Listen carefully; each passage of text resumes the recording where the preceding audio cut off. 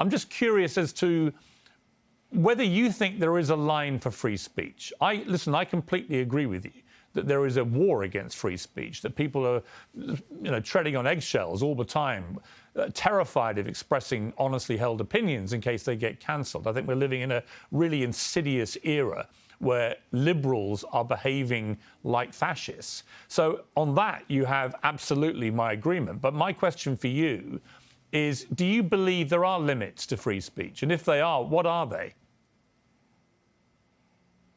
There are no limits to free speech. It's all context, right?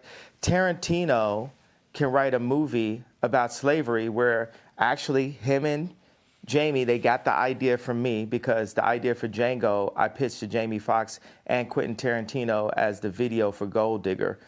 And then Tarantino turned it into a film.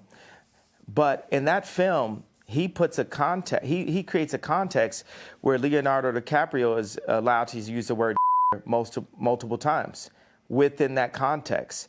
So Hollywood's job is to frame things, and they allow what context, what content is accepted and what's not. We have our thoughts.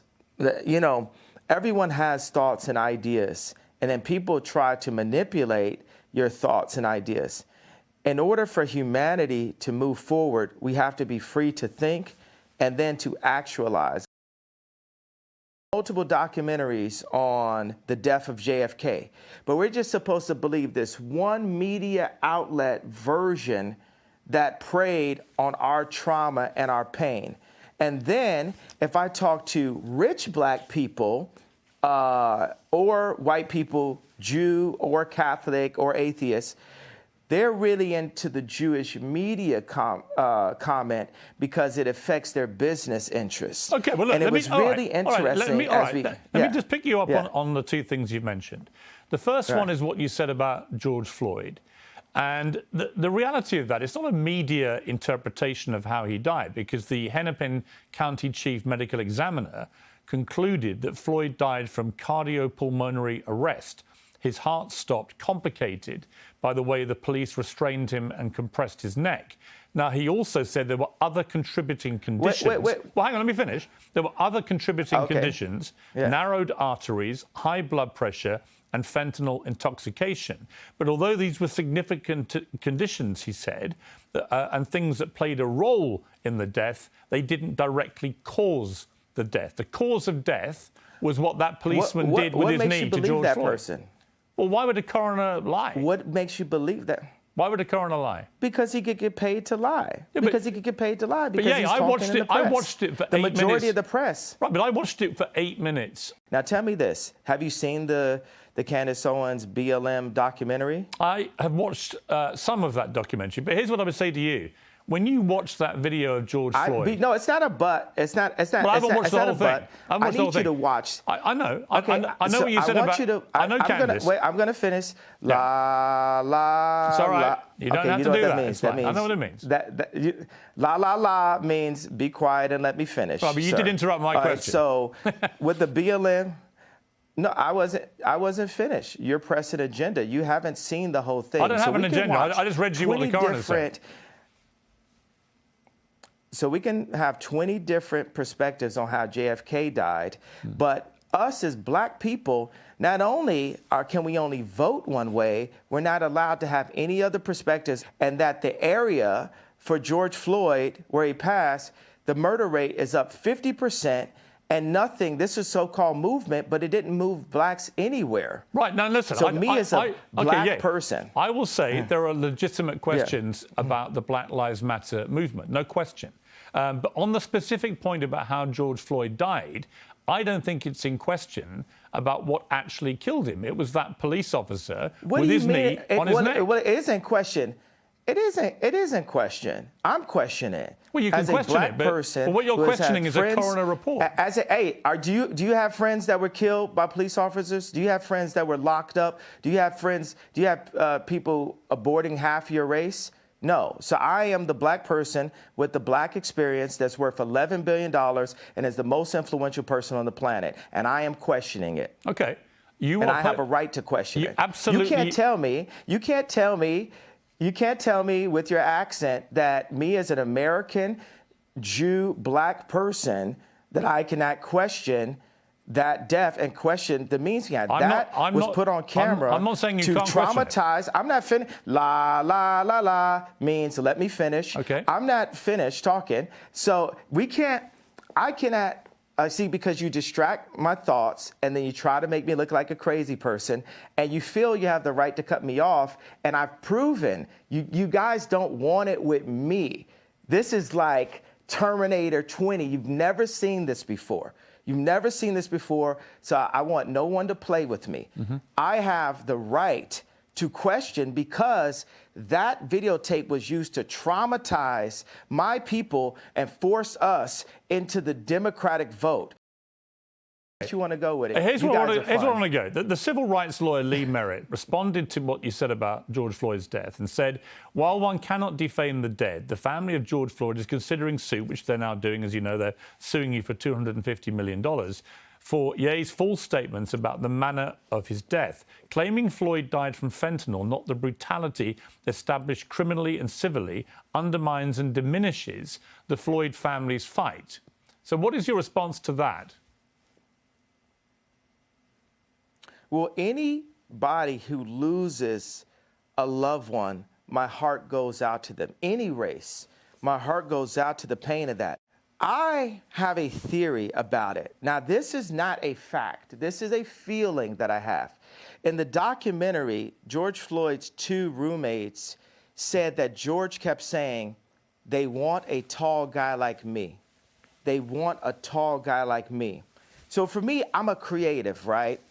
I can like make a dinosaur out of a femur, right? So if I'm making a dinosaur out of a femur and I'm looking at a documentary that says George Floyd was telling his two roommates they want a tall guy like me, and on the day of his death, he prayed for 8 minutes. They said he prayed longer than he ever prayed.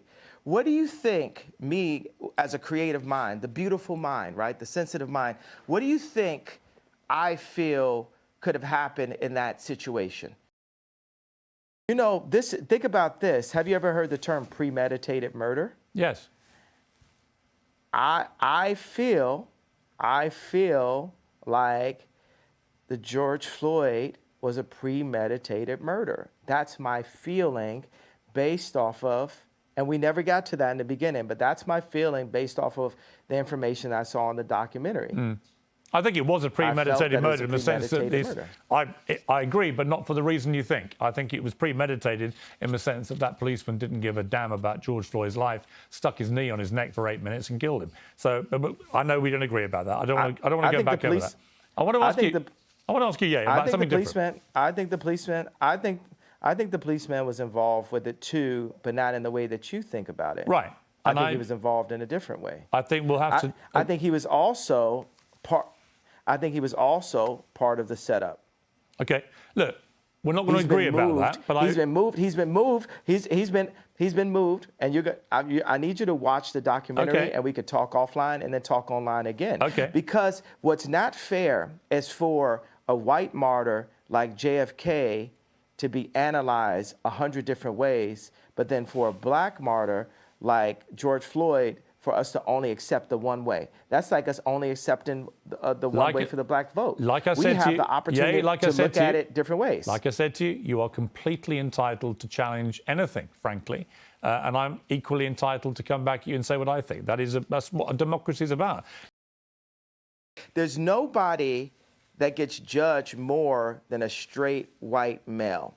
The straight white male has the least amount of a platform to even speak. A straight white male can't say, my wife hurt me today, because people will say, well, you're hurting women. A straight white male can't say, hey, a black employee didn't come in to work on time, because then people will say you're racist. A straight white male can't speak on a homosexual person because they'll say you're homophobic. And so I empathize with the position of the straight white male. And part of the reason why I empathize with that position is because I know that I'm headed to that position. And what position that is? Top power position. I'm envious of the Jewish people. I'm envious of how they don't abort their children.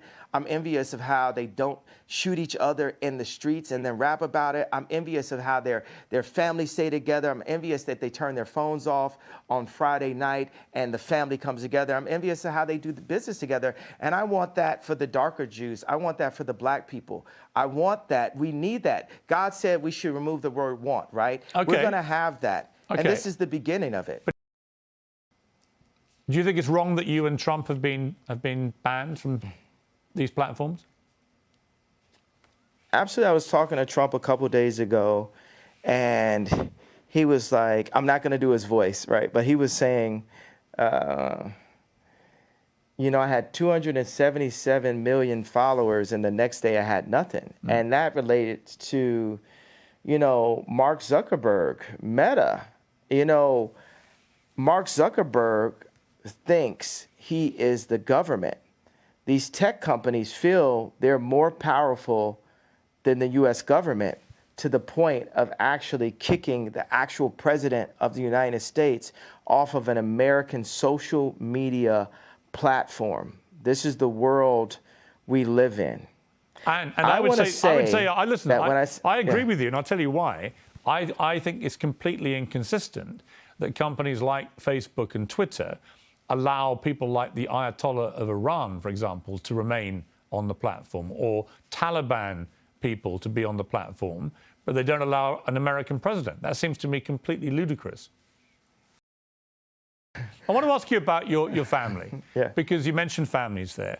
A lot of stuff has been written about you and your family, a lot of it fueled by you, by Kim, by others. Where are things now with your family? What is your relationship like with Kim, with your kids?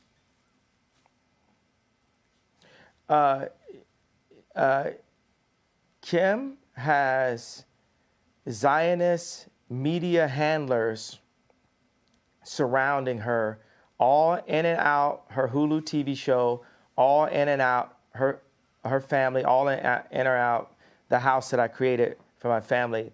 But God is alive, the devil is a defeated foe, and Kim is a Christian woman, and she's not here just to have content up on adult channels. She's not here just to have that last Interview magazine cover. If you look at the two Interview magazine covers, look at the one when I was there and look at the one when I'm not there. And that's the reason why this Tuskegee experiment of such that's happened to the black community, where they took the fathers out of the home and the leaders out of the community and have torn apart the community. Now they've seen that's worked, and they're doing that to America. They're attempting, they're trying. I mean, that the Interview magazine cover you're talking about, I think, is the one where she was basically semi-naked in front of the American flag. And I thought that was pretty distasteful, actually. It was about the American dream, and I thought, well, if that's the American dream, we're all screwed. I mean, in America. I have this tech company called STEM, right, that had the most successful launch in tech history with 80,000 STEM players as far as a first launch, right? We sold 80,000 STEM players back in February, and we went off the Apple platform, and now we're coming with the next generation that has a projector in it, and it's coming with 4,096 movies. I did that because my Amiga computer had 4,096 colors when I was in 7th grade. And also you can download films without having to use an Apple product. So I called this guy, and we're working on finishing up elements of the deal. And he's using emotional bullying, and like his shoulders are down, you could tell on the call. And he says, well, because of your comments, we're not gonna be able to hire people. It's the people that we need. And I said, well, how many people do we have working for us? He said 60, and we have 40 part-time. I said, well, how many Jewish people do we have? He said, well, I don't know. Well, you have some. And I said, well, do we have black people working for it? He said, yeah. I said, how many? He said, 2. And I said, you're telling me we can't find 60 black engineers? Well, yeah. And see, that's where that comment that got me into so much trouble forced me to look at myself as the richest black man since Mansa Musa, right, with multiple tech companies. And where am I kicking the tires inside of my own company to ensure that I'm hiring my people? Because Chinese people hire Chinese people, and Jewish people hire Jewish people, and Catholics hire Catholics, right? But with blacks, we'll give our company to Bernard Arnault. We'll give our company to Mark Zuckerberg. We'll give our company away.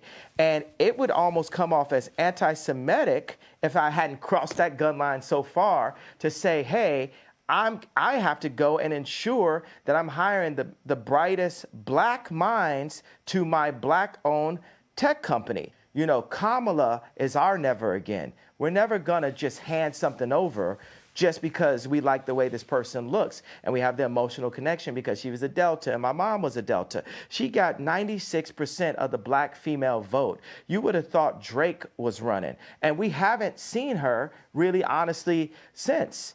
And I want to say something about the left. The left, you guys got to sit with me. Your current administration that these guys put up, they shit the pot on this one. They should have got Bernie, but Bernie had too much of a conscience. And so you got a guy with no conscience. Instead of getting Bernie Sanders, you guys got Weekend at Bernie's. And and you know that you don't like where we're at right now. So we got to have a conversation going in. When you listen, on how to just, I won't disagree with you about. I don't disagree with you about President Biden or Kamala Harris, for that matter. Yeah. Let me ask you about someone we haven't mentioned, Vladimir Putin, and what he's been doing in Ukraine. What is your view of that? I do not believe in war, and I believe that there is ways that America could have avoided this war. But Biden has money. Biden has reasons for us to be at war right now for selfish reasons. And what I would like to do, without giving you too much information, I would like to speak with my political advisors to give you the exact information. I'm not going to, hey, watch this one, Piers. I'm not going to shoot from the hip on this one, especially talking about war and things as sensitive as Ukraine and the Russian war. No, we already got that the RETARD comment earlier that maybe we could work on that I feel like is going to be massively offensive, and I really do. Now that one, I do apologize to people that I offended earlier in the interview on that comment. Maybe we could look at scrubbing that if we deem. Well, actually, like to. I would say yeah, this: yeah. It's an uncensored interview. You said something which you've now wished you hadn't said, and you've apologized. I actually think that says a lot about you. Right? That shows you've got that ability to be self-aware, to understand when you cross a line. I think someone like you, with all your energy and creativity and your passion, you're going to say stuff. The way that you talk constantly and in such an extraordinary manner, you're going to trip up. You're going to say things the wrong way. I don't think there's anything wrong in when you do that, doing what you just did and saying, look, I'm sorry, I crossed a line, I apologize. It's actually quite empowering. People have to understand just the bravery. There's so many people everywhere. I know everyone can relate to being afraid to say what you're going to feel because you feel like you're going to, you're going to lose something. So whether you agree with me or not, I believe people are going to feel the fact that someone is brave enough to say something. Every day I do 5 things that people have been historically killed for. Every day. And it's just, I want to prove, first of all, I am Jew also. The 12 lost tribes of Hebrew. Do the math. Do your research on it. We have got our culture ripped from us and then told we were just simply void of color, which is another definition for black. But if we knew we were a culture and knew we were a people, the way the Jewish people know, then we wouldn't abort ourselves. We wouldn't shoot each other dead in the streets and then rap about it. We wouldn't brag about, having sex with each other's wives. We would keep our families together and we would do business together. The most dangerous place for a black person in America is actually in our mother's stomachs, because 50% of black deaths a year in America is abortion currently. I mean, I can keep going, but I want to make it, hey, boom, ask me questions, let's go.